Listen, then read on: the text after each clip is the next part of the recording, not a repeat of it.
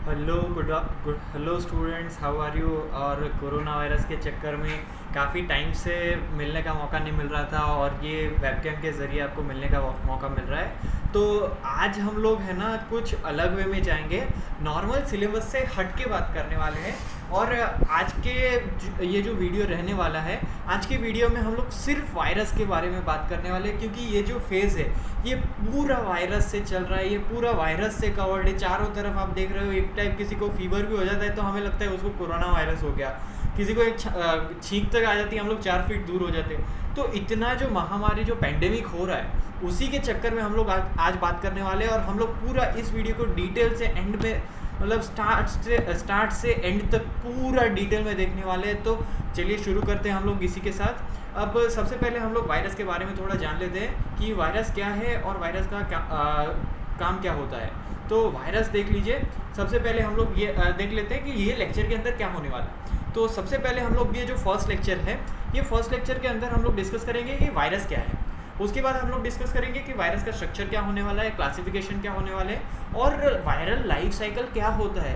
क्योंकि काफ़ी लोगों को नहीं पता है कि वायरल लाइफ साइकिल क्या होता है और वायरस का जो स्प्रेड है वो कैसे होता है, या वायरस किसी एक बॉडी के अंदर जाता है, एक सेल के अंदर जाता है, तो सेल के अंदर जाने के बाद वो वायरस के अंदर कौन सी चीज़ें होंगी, वो सेल के अंदर क्या होने वाला है, सेल जिंदा रहेगा, सेल नहीं रहेगा, उसके बाद वायरस का क्या होगा, वायरस और कैसे नए पार्टिकल बनाता है, ये सारी चीज़ें हम लोग वायरल लाइफ साइकिल में देखने वाले हैं। तो उसी के साथ आगे बढ़ते हैं। तो अब देखते हैं वायरस के बारे में।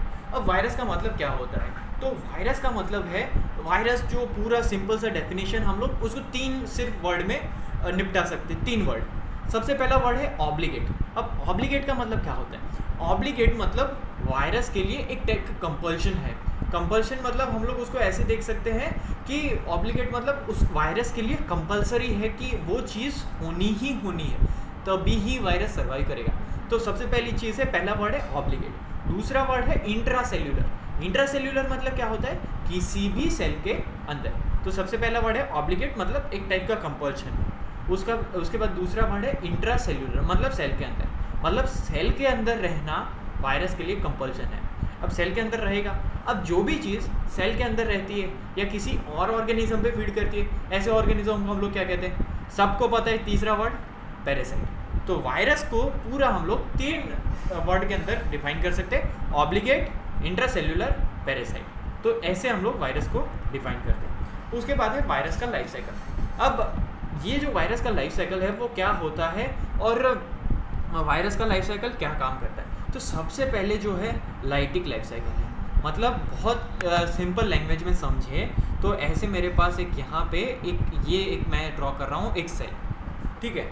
अब ये सेल के अंदर एक छोटा सा है न्यूक्लियस। अब ये जो न्यूक्लियस है, अब ये एक नॉर्मल सेल है, हेल्दी सेल है, और बाहर एक ऐसा है वायरस। अब ये वायरस क्या करेगा, ये सेल के अंदर जाएगा। तो जब ये वायरस सेल के अंदर जाएगा तो 2 तरीके की चीज़ें हो सकती हैं। आइदर वो लाइटिक लाइफ साइकिल के अंदर जा सकता है, मतलब लाइटिक लाइफ साइकिल हो सकती है, या फिर दूसरी हो सकती है लाइसोजेनिक लाइफ साइकिल। अब ये जो लाइटिक लाइफ साइकिल है उसके अंदर क्या होता है, तो लाइटिक लाइफ साइकिल में क्या होता है कि ये जो वायरस है वो सेल के अंदर जाएगा। तो ये हमारे पास एक ऐसे सेल है और ये वायरस, मैं कलर चेंज कर लेता हूँ, वायरस हो जाता है हमारा ब्लैक कलर का, नहीं ब्लैक कॉमन हो जाएगा, ये स्काई ब्लू कलर का। तो ये है वायरस और इसके बाद यहाँ पे है ऐसे न्यूक्लियस। तो अब वायरस गया कहाँ पे, सेल के अंदर। तो जब ये वायरस सेल के अंदर गया तो वो क्या करेगा, तो वो सबसे पहले अपनी बहुत सारी मल्टीपल कॉपीज बनाएगा। कैसे बनाएगा, क्योंकि वायरस जिंदा नहीं है, वायरस के पास कोई ऐसी चीज़ प्रेजेंट नहीं है कि वो सेल के बाहर सर्वाइव कर पाए। तो ये चीज़ को ध्यान में रखते हुए वायरस क्या करेगा, जो भी सेलुलर ऑर्गेनल्स हैं कोई भी सेल के पास, उसको यूज़ करेगा और उसको यूज़ करके क्या करेगा, बहुत सारे n नंबर ऑफ कॉपीज़ बना देगा अपने वायरस की, मतलब उसके जैसे और बहुत सारे वायरस बनाता जाएगा।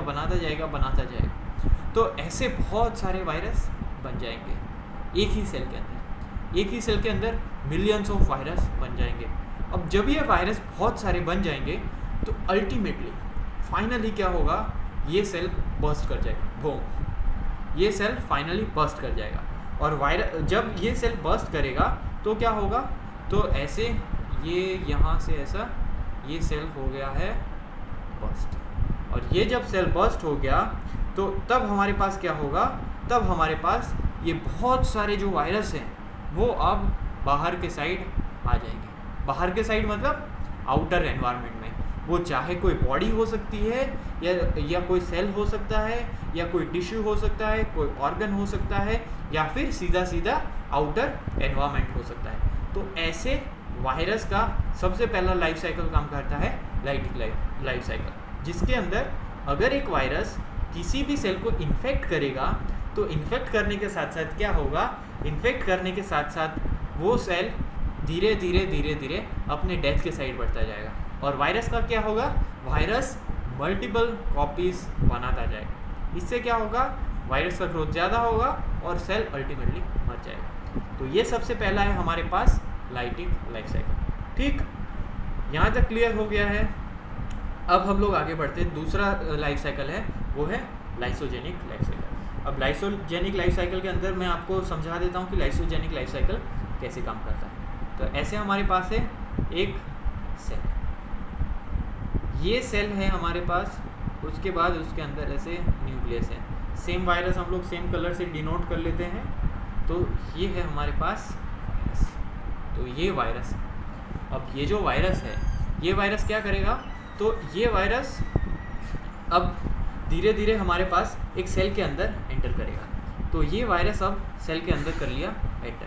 अब जब ये वायरस ने सेल के अंदर एंटर कर लिया तो क्या करेगा, वो अब सबसे पहले साइटोप्लाज्म में चला जाएगा। अब जब ये वायरस साइटोप्लाज्म में चला जाएगा तो अब उसका काम है कि वो अब धीरे धीरे न्यूक्लियस की तरफ बढ़े। तो जब वायरस न्यूक्लियस की तरफ बढ़ने लगेगा तब क्या होगा, तब ये जो न्यूक्लियस के अंदर ये वायरस का जो डीएनए होगा वो किसी भी सेल के डीएनए के साथ इंटीग्रेट हो जाएगा। मतलब एक हमारे पास न्यूक्लियस है, न्यूक्लियस के अंदर सेल का डीएनए है, ये मेरे पास वायरस का डीएनए है। तो दोनों के डीएनए आपस में आएंगे और वायरस का डीएनए और कोई भी एक सेल का डीएनए आपस में मर्ज हो जाएगा। मतलब अब जो वायरस का डीएनए है वो कोई भी सेल के डीएनए के अंदर चला गया। अब क्या होगा, अब सबसे इम्पोर्टेंट चीज़, अब वायरस क्या करेगा, अब वायरस बहुत सारी कॉपीज़ बनाना चालू कर लेगा। पर अब थोड़ा सा चेंज होने वाला है। क्यों, क्योंकि अब क्या होगा, क्योंकि अब तो हमारे पास एक पूरा सेल था ही यहाँ पे, ऐसे ये सेल है और उसके अंदर ऐसे ये न्यूक्लियस है और न्यूक्लियस के अंदर ऐसे हमारे पास ये हमारे पास है, ये हमारे पास वायरल डीएनए। तो ऐसे हमारे पास डीएनए वायरस का सेल के डीएनए के साथ इंटीग्रेट हो गया, दोनों आपस में साथ में आ चुके हैं। तो अब क्या होने वाला है, तो अब क्या होगा कि अब ये जो डीएनए है उसकी वो अपनी कैरेक्टरिस्टिक्स को यूज़ करके, कुछ कोड्स को जनरेट करके, सेल की मशीनरी को यूज़ करके, उसके पास जो भी रिसोर्सेज प्रेजेंट है उसको पकड़ के बहुत सारे और छोटे छोटे वायरस बनाएगा ऐसे।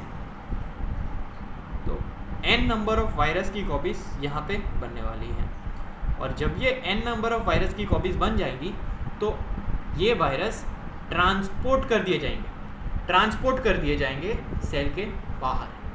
मतलब लाइसोजेनिक लाइफ साइकिल में सेल की डेथ नहीं होगी, लाइसोजेनिक लाइफ साइकिल में सेल की डेथ नहीं होगी, लाइसोजेनिक लाइफ साइकिल में सेल की डेथ नहीं होगी।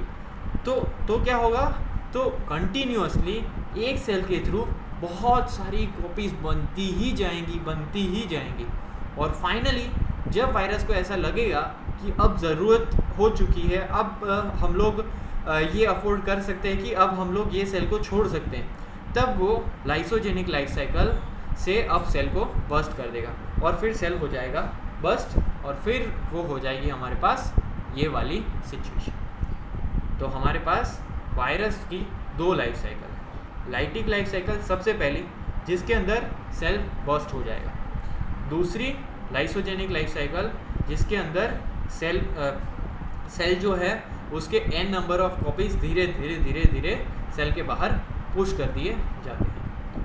तो ये हमारे पास 2 टाइप के लाइफ साइकिल है। आई होप यहाँ तक आप लोगों को सब क्लियर हो चुका है। अब हम लोग आगे बढ़ते हैं और आगे हम लोग देखते हैं वायरस का स्ट्रक्चर। अब वायरस का स्ट्रक्चर क्या कहता है हमारे लिए? अब वायरस का स्ट्रक्चर है ना, बहुत ही सिंपल है। क्यों सिंपल है? क्योंकि वायरस का स्ट्रक्चर एकदम दिखने में भी सिंपल है, समझने में भी सिंपल है, इसलिए हम लोग बोल देते सिंपल है। तो सिंपल क्यों है? तो देख लीजिए कि वायरस के स्ट्रक्चर में 3 चीज़ें हैं। सबसे इम्पोर्टेंट 3 चीज़ें हैं। सबसे ऊपर है हमारे पास यहाँ पे हेड, कि कोई भी वायरस का जो जीनोम है, मतलब डीएनए या आरएनए है, वो उसके हेड के अंदर होता है। फिर आता है इन बिटवीन छोटा सा नेक, और फिर है टेल। तो कोई भी वायरस के अंदर 3 चीज़ें हैं, हेड, नेक और टेल, 3 चीज़ें। इसकी मदद से वायरस सर्वाइव करता है। अब ये जो टेल है या फिर ये जो छोटे छोटे टेल हैं, इसकी मदद से वायरस मेक श्योर करता है कि वो अपने स्पेसिफिक सेल के ऊपर टारगेट करे या लैंड करे टेल की मदद से। हेड की मदद से क्या होगा? हेड के अंदर डीएनए स्टोर रहता है। तो ऐसे मेन 2 चीज़ों से हमारे पास वायरस का जो डीएनए है या आरएनए है वो स्टोर रहता है, और टेल की मदद से वो कोई भी स्पेसिफिक सेल पे लैंड करता है। तो ऐसे हमारे पास वायरस का स्ट्रक्चर है। अब ये जो हेड है वो अलग अलग टाइप का भी हो सकता है, पर हम अभी उसको नहीं देखेंगे उतना। अब हमारे पास है वायरस का क्लासिफिकेशन। वायरस का क्लासिफिकेशन कौन से बेसिस पे है? तो वायरस का क्लासिफिकेशन का बेसिस है जेनेटिक मटेरियल पे। वायरस क्लासिफिकेशन का सबसे इंपॉर्टेंट बेसिस है जेनेटिक मटेरियल।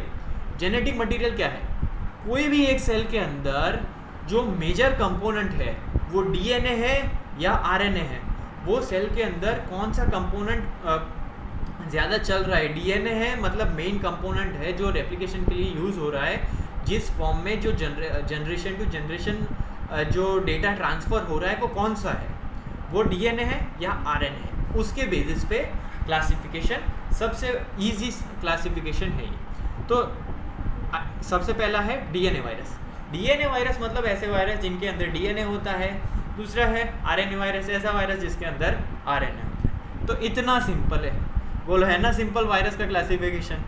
तो हर्पीस वायरस एग्जांपल भी देख लेते हैं, पार्वो वायरस। आरएनए वायरस का एग्जांपल है पोलियो वायरस और इबोला वायरस। तो पोलियो वायरस और इबोला वायरस, इबोला तो बहुत फेमस वायरस है, कोविड-19 कोरोना वायरस के पहले इबोला वायरस था। पोलियो भी इंडिया के अंदर बहुत है। पोलियो एक टाइम पे इंडिया के अंदर इतना ज़्यादा बढ़ गया था कि सरकार को एक ऐसा एड्स करवानी पड़ी थी कि लोग आए और अपने छोटे छोटे बच्चों को जो पोलियो की वैक्सीन है वो दिलाए। तो ये आपको स्लोगन भी वो याद होगा, 2 बूंद जिंदगी की। वो उसका टेस्ट भी आप लोगों को याद होगा। अमिताभ बच्चन आते थे, बोलते थे ये पोलियो रविवार, ये पोलियो रविवार, 2 बूंद जिंदगी की। तो ऐसा पोलियो का सीन था। और 2014 के अंदर इंडिया को पोलियो से मुक्त कंट्री घोषित कर लिया गया। तो ऐसे हमारे पास वायरस का क्लासिफिकेशन है डीएनए और आरएनए के बेसिस पे। अब हमारे पास है स्प्रेडिंग। मतलब ये जो स्प्रेडिंग है वो सिंपल टर्म है, एंडेमिक, एपिडेमिक और पेंडेमिक। अब ये जो 3 टर्म है वो 3 टर्म बहुत ही सिंपल है और बहुत कॉमन है। हम लोगों ने न्यूज़ में देखी होगी, इसको बहुत सारी जगह पे सुना होगा, पर कई बार हम लोगों को पता नहीं रहता है। ज़रूरी होता है जानना एज अ बायोलॉजी स्टूडेंट कि एंडेमिक का मतलब क्या होता है, एपिडेमिक का मतलब क्या होता है। तो एंडेमिक का मतलब होता है कोई भी एक स्पेसिफिक जगह पे रहना। मतलब सपोज ये मेरे पास एक बड़ा सा आइलैंड है, इसके अंदर ये 1 किलोमीटर के रेडियस में एक टाइप का डिसीज़ हो रहा है। तो ऐसे डिजीज़ को हम लोग कहते हैं एंडेमिक डिसीज़। कोई भी एक स्पेसिफिक जगह के ऊपर वो रहता है, उसके बाहर उसका वो नहीं निकलता। अब फिर दूसरा आता है एपिडेमिक डिसीज़। अब एपिडेमिक डिसीज़ क्या है? तो वो एक से ज़्यादा जगह के अंदर देखने को मिलता है। मतलब सपोज़ हम लोग इंडिया की बात करें, तो अगर कोई भी डिसीज़ अहमदाबाद के अंदर है, स्पेसिफिकली अहमदाबाद के अंदर उसके केसेस देखने को मिलते हैं, तो हम लोग उसको कहते हैं एंडेमिक डिसीज़। मतलब वो एक स्पेसिफिक एरिया के अंदर देखने को मिलता है। दूसरा है एपिडेमिक डिसीज़। एपिडेमिक डिसीज़ मतलब पूरे गुजरात के अंदर देखने को मिलेगा, कहीं गांधीनगर में देखने को मिल गया, सूरत, अमरेली, वलसाड, वापी, गांधीनगर, बहुत सारी जगह पे देखने को मिल गया। तो वो होता है एपिडेमिक डिसीज। तीसरा और सबसे बड़ा है पेंडेमिक डिसीज। पेंडेमिक डिसीज मतलब हमारे जो 7 कॉन्टिनेंट है, एशिया, अफ्रीका, बहुत सारे 7 कॉन्टिनेंट्स हैं हमारे। मुझे पर्सनली अभी साथ के साथ कॉन्टिनेंट याद नहीं है। तो जो अगर कोई भी डिसीज़ साथ के साथ कॉन्टिनेंट में फैल जाता है उसको हम लोग कहते हैं पेंडेमिक डिसीज़। तो कोरोना एक पेंडेमिक डिसीज़ है। उसने शुरुआत किया था एंडेमिक डिसीज़ से। तो वो पहले पाया गया था वुहान सिटी के अंदर और फिर वो बन गया पेंडेमिक डिसीज़। तो ये है स्प्रेडिंग का लाइफ साइकिल। अब हम लोग बात करते हैं SARS-CoV-2 की। ये SARS-CoV-2 है वो वायरस का नाम है और जो कोविड-19 है वो डिसीज़ का नाम है। बहुत सिंपल डिफ्रेंशिएशन है कि हम लोग बोलते हैं कोरोना वायरस, तो कोरोना वायरस है वो अलग है, SARS-CoV-2 अलग है, कोविड-19 SARS-CoV-2 से होने वाले डिसीज़ का नाम। ठीक, तो ये बहुत ही 3 अलग अलग चीज़ें हैं जो सब लोग मिक्सअप कर लेते हैं, तो इसको थोड़ा अलग अलग रखना है। SARS-CoV-2 वायरस का नाम है, कोरोना वायरस की फैमिली का नाम है, उससे होने वाले डिसीज़ का नाम है कोविड-19। ठीक, तो हम लोग यहाँ पे अभी पॉज करते हैं और हम लोग नेक्स्ट स्लाइड के अंदर देखने वाले हैं कोरोना वायरस की। कोरोना वायरस क्या है, कैसे होता है और वो आगे कैसे बढ़ेगा। मतलब अब ये इतना तो आगे बढ़ चुका है, इससे तो आगे और कितना बढ़ने वाला है। वैक्सीनेशन कैसे होगा सबसे इम्पोर्टेंट चीज़, और उसको डायग्नोस कैसे करते हैं। तो ये 3-4 चीज़ें हम लोग इसके आगे वाले लेक्चर में देखेंगे। ठीक है, तो यहाँ पे हम लोग अभी इस लेक्चर को रोकते हैं और फिर नेक्स्ट लेक्चर के अंदर हम लोग पूरा कोरोना वायरस का डिटेल स्टडी देखेंगे, जिसके अंदर लाइफ साइकिल से लेके आपके हर वो डाउट सॉल्व हो जाएंगे जो आपको एक मीडियोकर स्टूडेंट से, मीडियोकर सिटीजन से एक अलग लेवल पे लेके जाएंगे। क्योंकि जब आप अब क्लासरूम में आओगे या जब आप किसी फ्रेंड से फ़ोन में बात करोगे, तब मैं ये लेक्चर के बाद गारंटी लेता हूँ कि आपको कोरोना वायरस के बारे में ऐसी चीज़ें पता होंगी जो नॉर्मल सिटीज़न को नहीं पता होंगी, और वो जानना एज अ बायोलॉजी स्टूडेंट ज़रूरी होगा। तो मैं यहाँ पे ये वीडियो को रोक रहा हूँ। आई होप आपको ये वीडियो अच्छा लगा होगा और आपको सही समझ में आया होगा। Thank you very much.